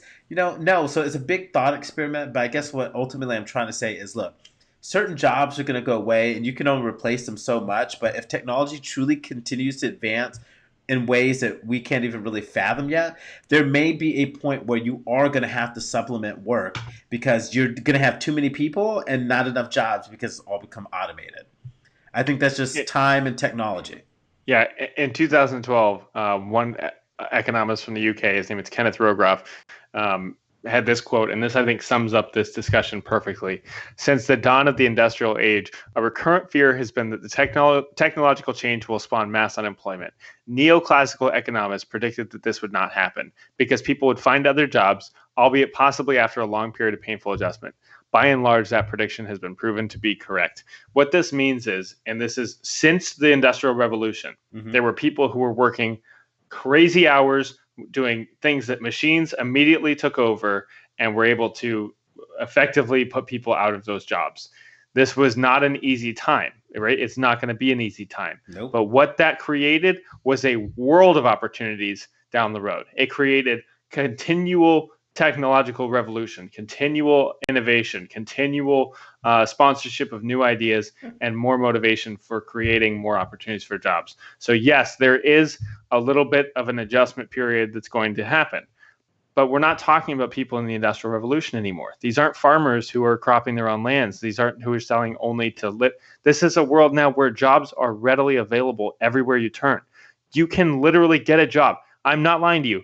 You can get a job where your job is to wait for somebody to contact you on the phone and come and pick you up from where you are located. It's called driving for Uber. You can be in the same situation while you're driving for Uber, waiting for not only somebody to tell you when to come and pick them up, but to tell you where to go get food to bring them to their house, or to come and tell you when to go let their dog out, to walk their dog. This is a world where jobs are always available. Income is always around the corner.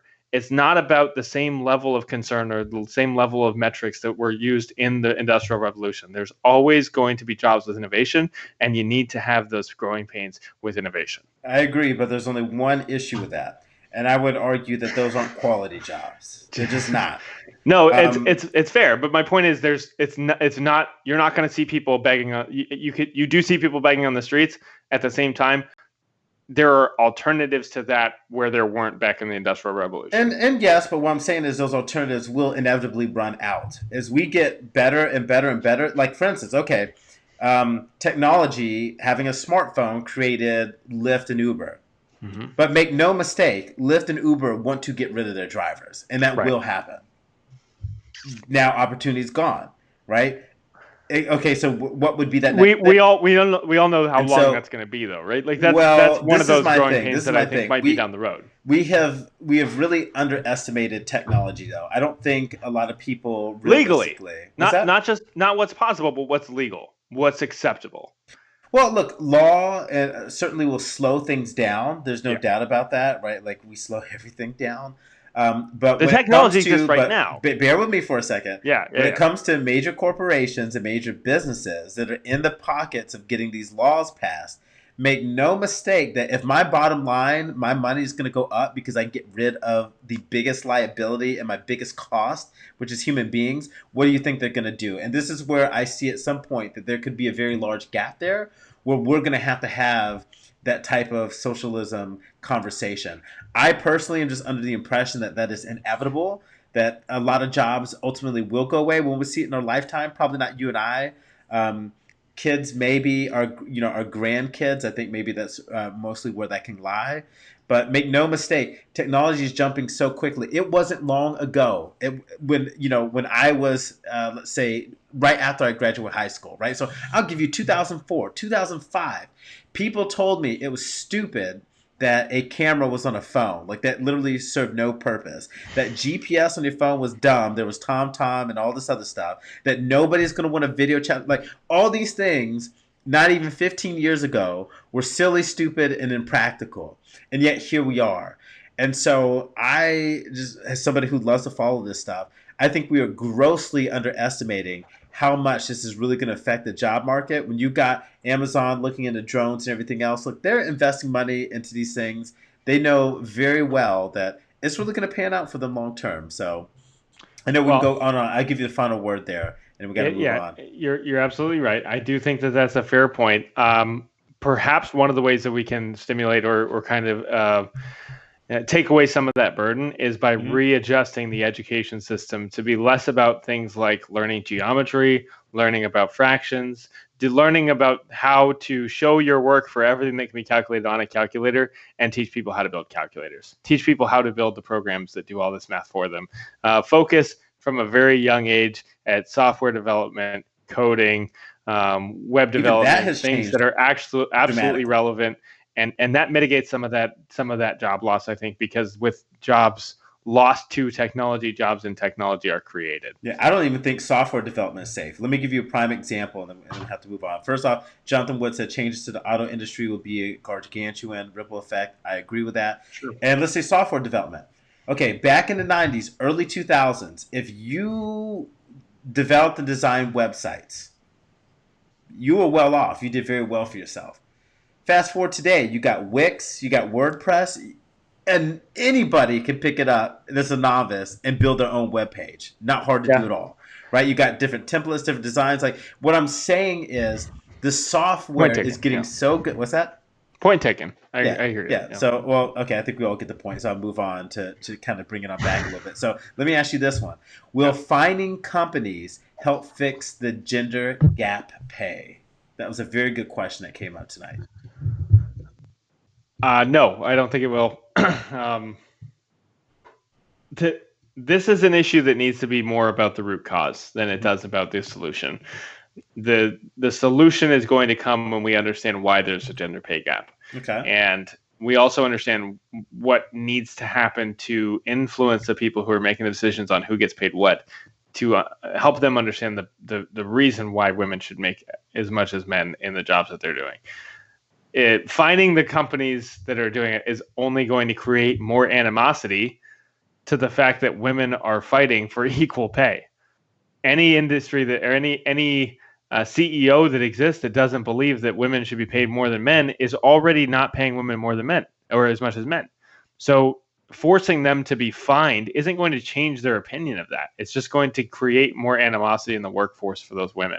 So what do you mean? No, well, so if we're looking at a company like, I don't know, let's say a company. I don't want to disparage anybody by speaking, but let's say Apple. Let's just say Apple is. Let's say Jeff Bezos and Amazon are not paying women the same rate that they're paying men to do the same job. Okay. And so what Kamala Harris and what some of the Democratic candidates are out there saying is, if you go to your website and it says that you have to, number one, you have to say that you agree to the gender pay equality, right? Mm-hmm. And if you agree to gender pay equality, but you don't actually reflect that, or if you don't show that in your records, then you have to pay a fine of 1% of your total profit or your total earnings. Number one, that's a stupid amount of money for Amazon to have to pay. Now, granted, they should be paying money for other things. But what that does is it doesn't change the fact that Jeff Bezos doesn't see the value in his female workers. It doesn't change the fact that there's still a perception that women shouldn't make as much as men. What it does is it creates a funnel where there's money being budgeted so that companies can't pay women the same rate, or so that companies can still pay women less than men. So they change their ways. But does that solve the problem?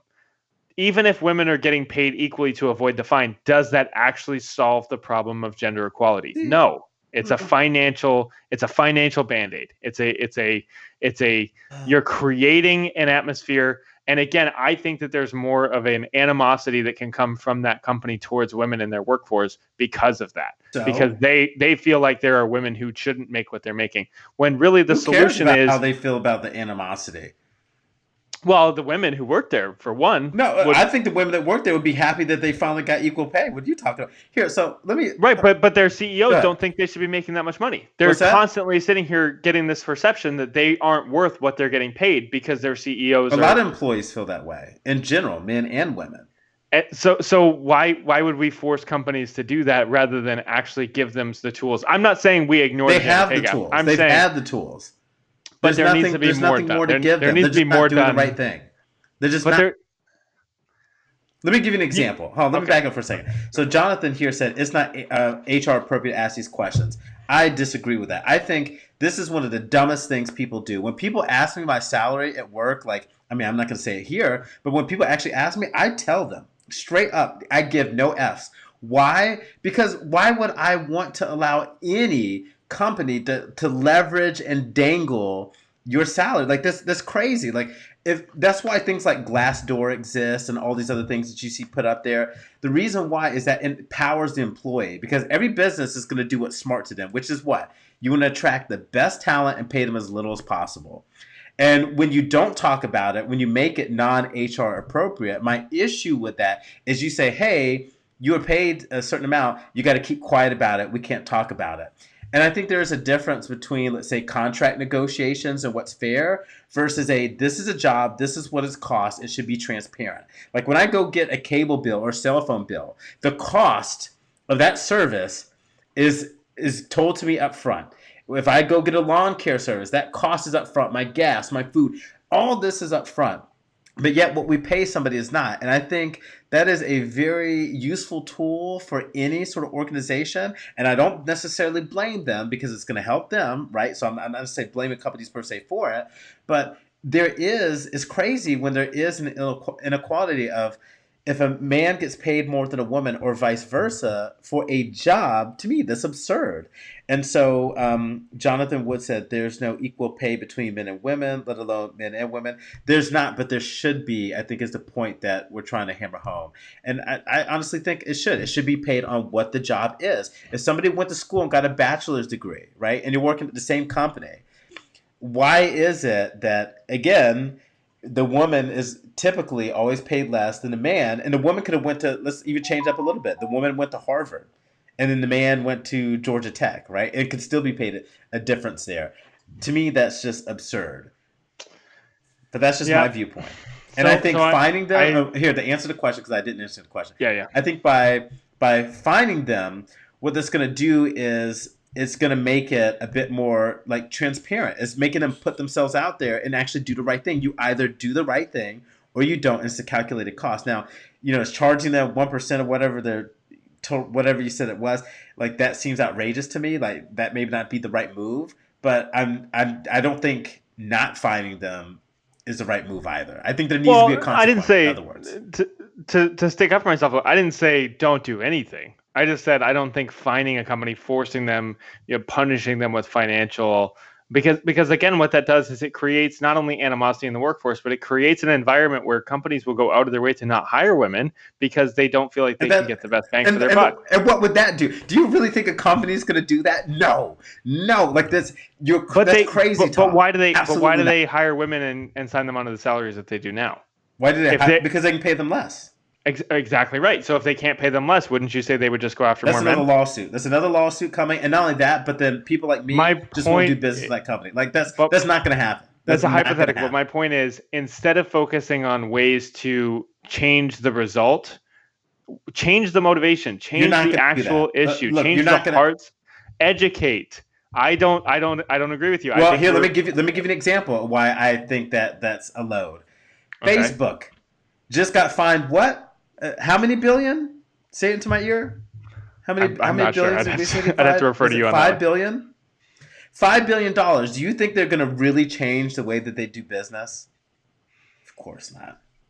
They're not going to change the way they do it. They're still going to do what they're doing. Okay, but that's Facebook, right? That's a big company. No, a lot of companies get fined and they say, was it worth the cost? Was it worth the cost of the fine? And look, this is not an outrageous ask. That's what's crazy to me. It's not an outrageous ask. Like, if I were to use your same logic, I could say this. If I could pay a African American less than this well-educated white guy, then I'm going to take the African American guy and put him in that. Doesn't happen. You still see them paying top dollar for this other dude. So in some cases that's true. However, we all know that there are budgets when hiring is in play, and budget should be in play. That's responsible. Specific to what can we if we're hiring 4 new people, you're probably going to select people based on what you can afford to pay them, not just based on qualifications. You're not going to hire 4 the most qualified individuals if they all break the bank. And that's totally fine. But you can't do that with equal pay. But my point is, if you've got women who are in that equation who are right now getting that job solely because of the fact that they're as qualified, but they can cost less, and then you're forcing them to pay the women just as much as you're forcing them to pay men, then you're going to see more men get hired because they're going to be paying the same amount. But they would have to pay the same price. Like, that doesn't make any sense. But the fact is, if in their hearts they're willing to pay the men more, then they're going to hire the men because there's a perceived value. Can you do that today? Do you see any company that would do that today and that would have the audacity to say, hey, you know what? You're going to force a fine on us and we don't like it, so we're just not going to pay. That is such bad PR, dude. I don't think I would call the bluff on any company. Don't think you're going to do it. I would call the bluff. NFL, there's not a single female head coach. There's not a female assistant head coach. There's not a female general manager in any professional sports league. There's a lot of companies out there. There's a lot of billion-dollar organizations out there who are skated by on the knowledge of, on the fact that they're not as qualified because they're women. I don't think it's as outlandish as you're making it sound. I think we're going to disagree on this one. Yeah, we are going to disagree on this one because I think the companies will just say, yeah, it was a good run while it lasted. Or guess what? You know what the other alternative is you didn't mention? Just lower the cost of what you pay them in general. Done. Problem solved. You don't want to pay lower the cost that you pay the man. Done. So is it fair to say that there's an alternative solution that involves more around there's definitely an alternative increasing education into what the gender pay gap is and why it exists? Yes, because I think a lot of business owners accept that notion that women shouldn't be paid as much as men because that's just standard practice, not because of a personal belief that they see somebody come in and they say, this is what the practice is, that I can get away with paying this person less. Or I can have somebody who's worked with me for a long time and I can continue to give them less of an increase in salary because that's what the budget allows for. And it's more of a perception based on that personal value as opposed to the constant, the actual, perception of what a gender pay gap is. So creating more education around gender pay gaps, creating more education or more workforce commissions where women are represented in a way that increases their value, empowering women in the workforce. That's what really changes this conversation. You get final word for sure. But I mean, what more education do I need other than you pay people fairly? Care Bear, you're a smart man. That's the thing. You're somebody who understands this. But there's a lot of people out there who have been able to turn a blind eye to this for what's in their pocket, and that's the issue. That's what really comes down to, is there's people who are willing to take the status quo at the expense of women in the workforce and just say, oh, well, this is how it works. Create, and I think a lot of companies are doing this where they're creating these panels of women and these groups of organization of women in the workforce to be able to empower them and give them more of a say in what happens in those companies. Big companies need to be more leading the charge in that, right? So a company like Amazon or Apple or Walmart could be one of those ones that really highlights that, and I think we're seeing that more and more. Mm-hmm. But it's not an overnight fix. my point was in the whole thing, the whole question you asked, I don't think forcing somebody to pay more fixes the problem. I think it exacerbates the problem in a way that's more confrontational and less productive than actually focusing on education. All right. So with that, I know we could go on and on, but we're already at like an hour and 44 minutes, quite literally. So I really did like the back and forth today. We had quite a bit of good engagement, so I really appreciate everyone there. But with that, any final words, Jeremy? Yeah, so my prediction last night was that the stage that we saw last night, that the candidate that would go against Donald Trump in the selection, the nomination, was going to come from the stage last night. I maintain that. I don't think we have somebody on the stage tonight that's going to do it. I'm very excited to see what the September stage brings. Some names that I would definitely be looking for: Julian Castro, Marianne Williamson. She's here to stay after what happened, after the press she got today, man. She's coming. She's sticking around. Bernie Sanders, Elizabeth Warren, the big players.